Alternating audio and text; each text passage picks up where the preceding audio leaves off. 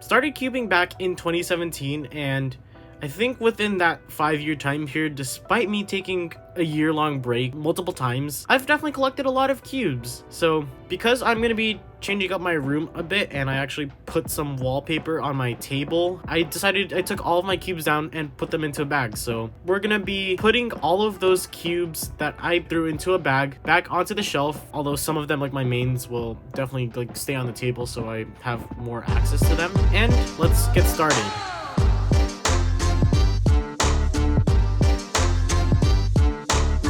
So right here, this is my school backpack right now, and they're all in this bag, so I'm empty out this bag and then put all of these on the shelves. So the first cube I have here is the Yushin Tiger. I got it when I was in Las Vegas. Turns pretty well. It is a 2x2. I guess that's all I can say about it. So this next cube we have is this YJ 5x5. I got it while I was in the Philippines, and I don't know, it doesn't really turn that great, and this color scheme is definitely not the usual color scheme you'll usually see. It's okay, I guess. I'll just keep it as a souvenir. The next cube I have is actually these two fused cubes that I decided to just glue on one day, and I took this to school and I actually showed this to like some of my friends. I don't know why I decided to do that, but whatever, this thing exists. And also these two have different color schemes despite being almost the exact same pieces. I was actually gonna make a video on this cube like after that one Rubik's brand video I did a year ago, but I decided not to do it for some reason.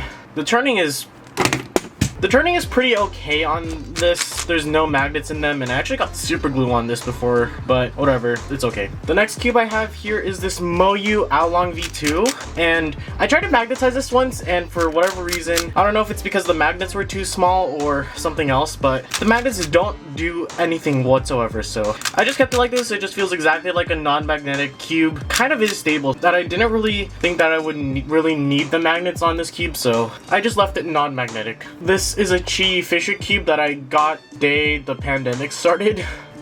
This is the Rubik's Connected cube.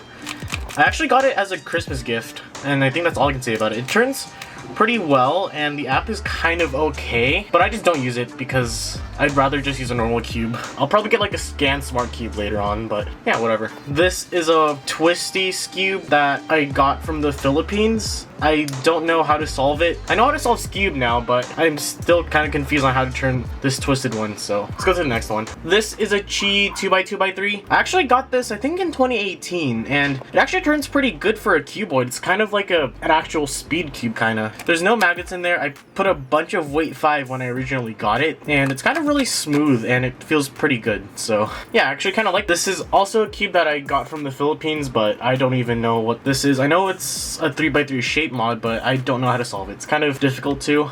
This is a Landan 3x3x2. It actually kind of like turns pretty well. There's just no corner cutting whatsoever. I'm pretty sure there's a better 3x3x2 by now, but I just got this because there was actually no better ones back then in 2018. It's the actual Rubik's brand that my cousin gave me. You can see here there's like the Rubik's logo on it that's like kind of fading out, so yeah. I also loosened this too, and I think I also put Vaseline in it. This is my original Rubik's brand cube that I actually saw on the TV at an apartment before I moved.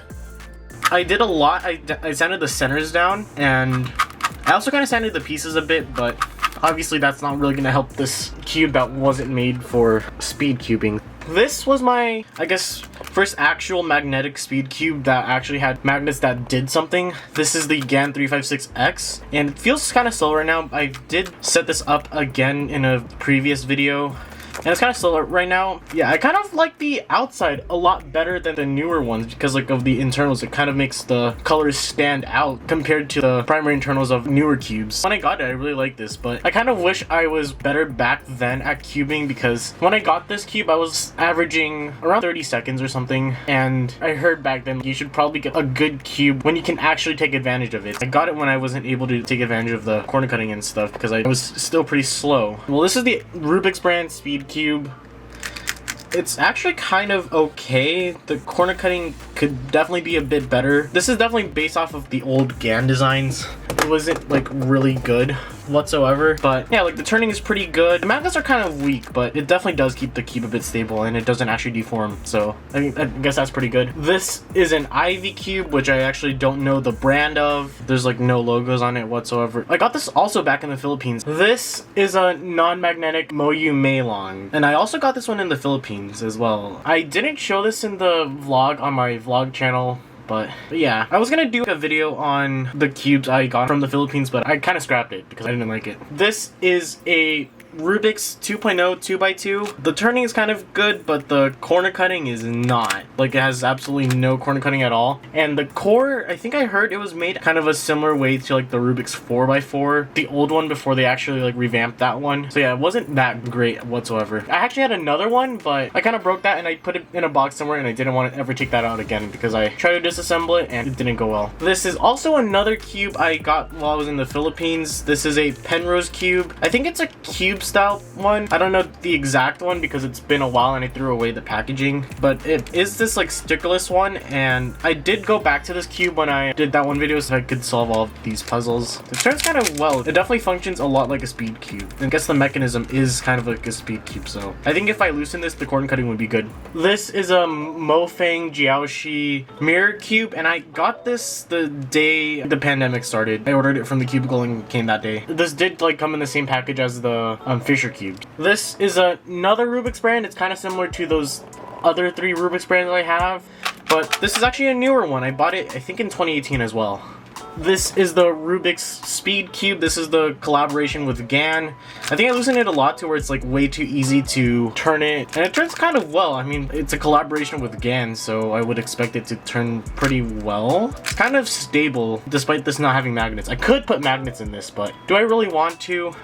Probably not. I heard it's difficult to get these caps off of the cube, so I honestly wouldn't recommend doing that whatsoever. Oh my god, why do I have so many Rubik's brands? I swear, this is another one. I think this was the Build It Solve It cube I got in 2017 as well, and it basically is the other Rubik's Speed Cube, the one before they collaborated with GAN. As you can see, it's pretty loud. I'm not gonna do a sound test. Here we have a Pyraminx, which I actually lost the tip of it for some reason. I don't know why, but I think when I got back here from the Philippines, I also got with like the Meilong and the Penrose cube and the Ivy cube. I lost the tip to this and it's somewhere in my living room, but like I don't know where it is, so yeah, that's an unsolved mystery. This is a Tetraminx. I also got it from the Philippines as well. I think like one of my parents like went there in October. They got it. It turns kind of bad, and I honestly don't want to turn this again because some of the pieces actually like broke on this, so I honestly don't want to risk it. So this is the MF3RS. It was actually a pretty good cube. Back in 2017, it was actually one of the best budget cubes, and my original one actually broke. I turned it into an Edges 3x3 and then I unstickered it. Yeah, it wasn't usable, so I bought another one because I wanted one in my collection. If I wanted to, I could put magnets in this and set it up, but I don't know. I might do that. This is a Yushin Little Magic M that I decided to take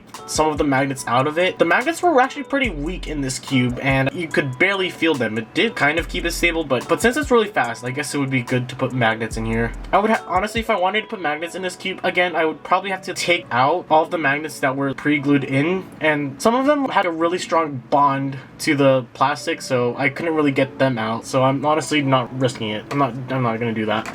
This is an MF3RS2 that I actually took the core of the original MF3RS I broke and then just mixed it in with this because I originally tried to make a Siamese cube out of it, and that's probably, I don't know if you can see it on camera, but there kind of was super glue on some of these pieces, so it kind of made the outer feel kind of weird. This is the Rubik's Apprentice cube, and I got it recently when I went to my first competition. You've probably seen where I bought that in Target. It was okay. Okay, here's my actual RS3M. So yeah, this was the cube I got on the first day of the pandemic as well. I actually kind of liked it, despite watching J Prince's video that kind of criticized it.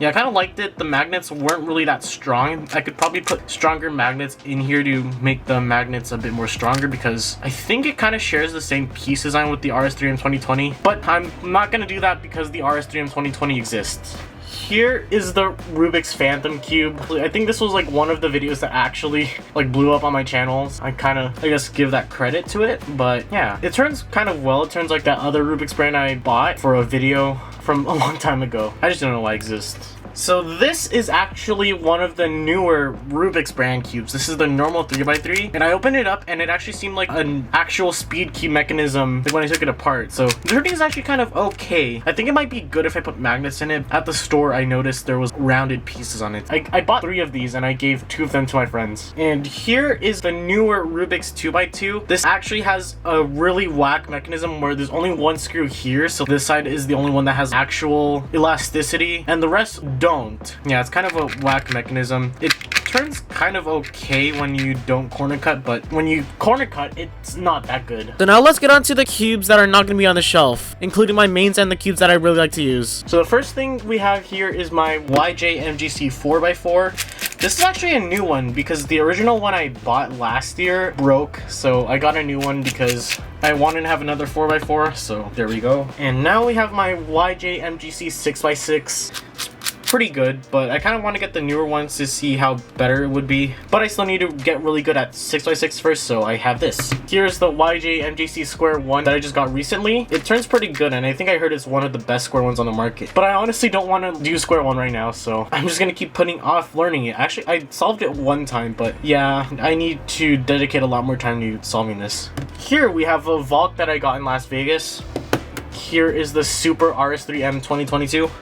Here is the YJ MGC 2x2 that I put in my bag, and then I fell like right on my back while I was sitting down, and there's something on the pieces. I don't think you can probably see it that well with this camera. It turns pretty well. I think some of the magnets fell out, but I honestly can't really tell. Like, it feels kind of normal, so I'm just using it anyway. This is my Moyu Weilong WRM maglev, which I kind of really like it. Not really my main, but kind of between this and my Tornado V3M. And I also like the purple internals as well, as you can see here. Here's a Diane Tangyun. I honestly want to buy the V3 because it's a new cube, so, and it's pretty quiet as well, so if I ever decide to practice blindfolded, I'm gonna use this cube. Oh, here's a Weilong WRM that is just sitting here because I broke the corner piece, or at least this corner cap on my WRM maglev, so I just bought that to replace the corner piece on. Here's the Lego cube that I used in that challenge video, and I got as like a Christmas present as well this year. You've probably already seen the video on it. I don't ever want to use this cube ever again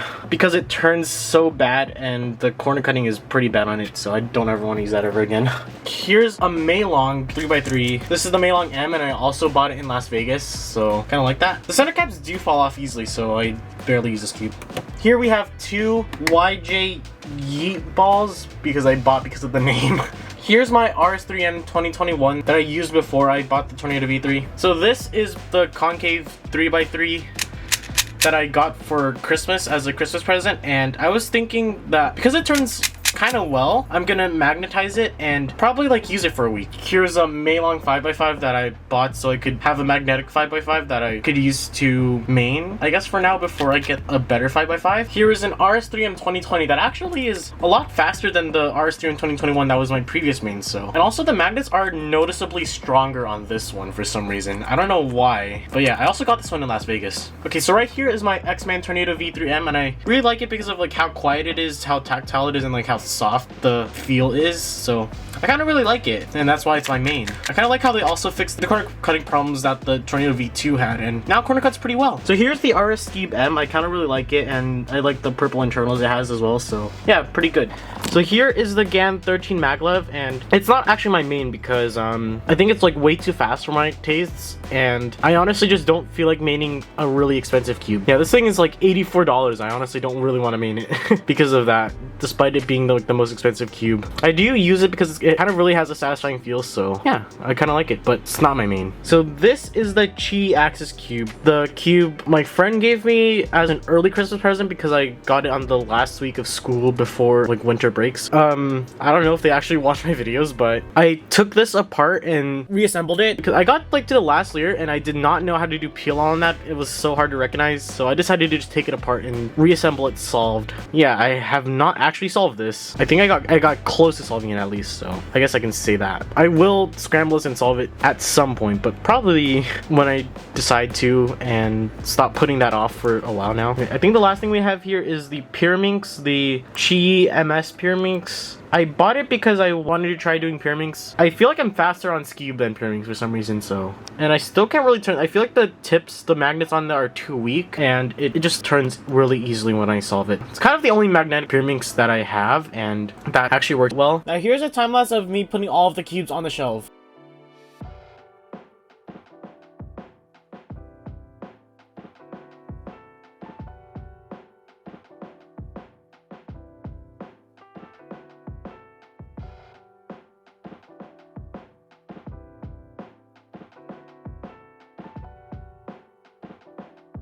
So yeah, I think that was pretty fun. I got to just look at all of the cubes that I've had over the years, and honestly, although that it's like not as much as other cube collections I've seen before, like Tingman's collection or JR Cuber's collection or J-Perm's collection, I think this year that might change it, but who knows. Thank you for watching, and I'll see you all next time.